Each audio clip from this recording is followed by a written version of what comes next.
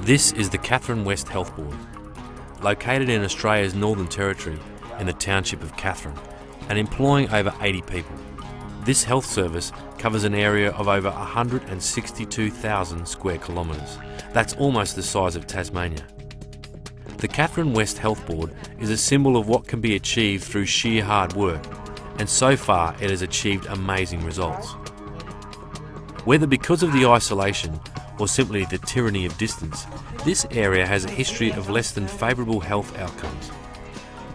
The success of Katherine West is such a fantastic example of what can happen when the determination of people who persevere and fight for what they believe in changes those outcomes for the better.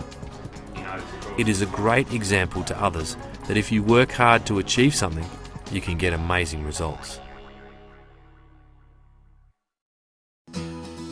Historically, the region was a major force in the drive for the rights of Indigenous Australians. It was into Vincent Lingiari's hand that Gough Whitlam put the famous soil, ending an 8-year dispute over the Wave Hill Station and led to the Commonwealth Land Rights Act. This act gave Indigenous Australians freehold title to traditional lands in the Northern Territory. This important and symbolic event in Australian history not only gave Indigenous people the rights for their land, but it provided the characteristics for the strength and determination of these proud people.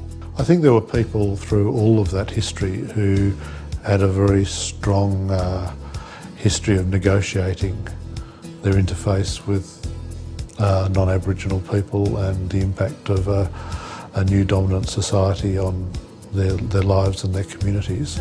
Today, the same attitude exists, that sense of triumph over adversity. This time, the health of Indigenous Australians has become a key focus for improvement of communities and families. Because my heart was there for my people. You know, I've been a patient. When I saw all those things happening, and I thought to myself, there is no people there in between the doctors and the nurses and the Aboriginal people in the ground. I think you need someone to be there to transfer the message from a doctor to people in the ground. The health worker is the main one in the middle. Jack Little was one of those that had the initial vision for the Katherine West Health Board, and with the help of many others, his dream for better health options started to take shape. You know, instead of someone else from outside controlling Aboriginal organisation, I think Aboriginal people themselves are controlling it. We don't rejecting a government more because they're funding us. I think it's about time for Aboriginal people to get up and do things for themselves, just to show that we are really want to make things happen. Jack has a simple diagram that he uses to try and show the simplicity of Katherine West, what it does and how it works. On this road you can see one black man run to a white man to learn about more white men things, and white man run to Aboriginal road to learn about Aboriginal way of living. Because they come from this road to work with us. And this mob got to listen to this mob. And this mob got to listen to this mob too. Both sides, you know, sharing a work or education, whatever you call it. And when you get up there, here, we're getting better. We're getting better. We'd learnt a lot in the research around the social determinants of health about the importance of people's sense of control over their lives and the influence that has on health status. And I think you can apply that theory at a community level too. And remote Aboriginal people have lost control over lots of areas of their life, such as the education of their children, their system of health care, where they live. And so at that level, I see handing back control of health services actually as a public health intervention in its own right, because giving people control over that aspect of their society and their life is really important. I think it's really important for Aboriginal people to have input into who works in their health centres, who's employed in their communities, who lives in their communities. And I think The model that I saw as lacking before, that I think we've developed very successful here, is that feedback between community members and health service management on all those aspects of delivery of health services so that we can make them more culturally accessible. There was no complaint mechanism in place. So basically, a nurse or a doctor or even an Aboriginal health worker could be doing the wrong thing from a community's perspective in the clinic. There was no way that they could complain to anyone, and if they did, they weren't being listened to. So you could have staff members out in our communities for a 5 to 10 year period that the community were unhappy with, but because they didn't know any better, they just put up with it. So from their view, they had a broken down system that wasn't working for them, and they accept that. Katherine West gives them an opportunity to have input and to construct and design that style of service delivery that they can have input into to make it work for them. They never used to recognise Aboriginal people, I'll be honest about this. And Aboriginal people wanted better health so that we can be able to fix all the problems, the health problems, and to make it to a better health. So we combined this Aboriginal organisation called Katherine West to try and make it better for our own people, for Aboriginal Indigenous people.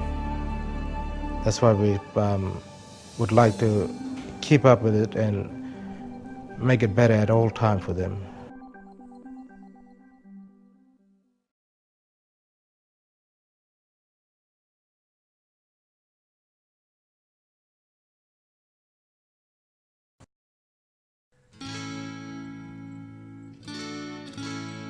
Through incredible perseverance and determination, the Katherine West Coordinated Care Trial grew into what is now the Katherine West Health Board. It is a model of real engagement with the people in the region, and most importantly, it is providing real gains in health outcomes for the area. For those involved with the project, then and now, there is a real sense of achievement and sense of pride. There is a lot of hard work behind the scenes too, keeping the organisation working at a high level and making sure outcomes are achieved in all areas. I think the origins of the health board, the excitement of that, I think we're still true to that excitement, because if you're really making a difference in Aboriginal health and you've really got sincere engagement with Aboriginal people, you'll have a dynamic process. And the key is keeping the dynamism happening all the time. And that is the responsiveness, the relationship, what's going on at the grassroots level. Work really hard at that, and almost on the surface of it, you say, on the surface it looks like we're just getting good outcomes, but what's not seen is like the duck underwater, paddling furiously, working really hard at keeping the grassroots communication alive in the organisation. Morning. How you doing? We have to remember that the Katherine West Health Board plays a vital role in making sure that the needs of each community are met. Katherine West Health Board is about having a relationship with our communities, so ensuring that our community people can have input into design and the style of health service delivery that works for them. Not something that works best for non-Aboriginal people, but how that service delivery works best for Aboriginal people in remote communities. No matter where you work in the Aboriginal sector, to do with communities, there's a lot of talk about community engagement. There's a lot of talk about community development. There's a lot of talk getting things right, and there's always a lot of us white fellas around with a really good idea, but none of them have really been tested, or we think they're tested. We'll go and talk to Aboriginal people and say, this is what I want to do, and quite often Aboriginal people in the communities suffer a lot of white fella burnout of having to listen to ideas and grant applications and submissions. And I think the excitement of the Katherine West vision, the Jindagoomita vision, is that it has to be real engagement because they're actually the board. They're doing the employing, they're doing the hiring and firing, they're running the community meetings. And at our board level, they'll say, well, if we don't understand it, we've got to talk more about this. And we have some really good Aboriginal staff who make sure that's happened. So it's a really different model. Sometimes people don't understand why we take so long to do things, but we really make sure that, you know, our clients and our consultants in the communities really do understand what's going on, and the board makes sure that that happens. Katherine West Health Board has a short history, but as time passes, it is evident that providing a health system based on what people need in communities is working. And with the strength and perseverance of all of those involved, it is likely that the story of Katherine West Health Board has just begun. I think people had got to that point where, you know, nothing's working, but, you know, let us try and control some of this and see if it works. And look, 10 years down the track, it certainly has worked and has shown that if you build the structures right, if you talk to people, if you include them, if you give them that control, great things can happen.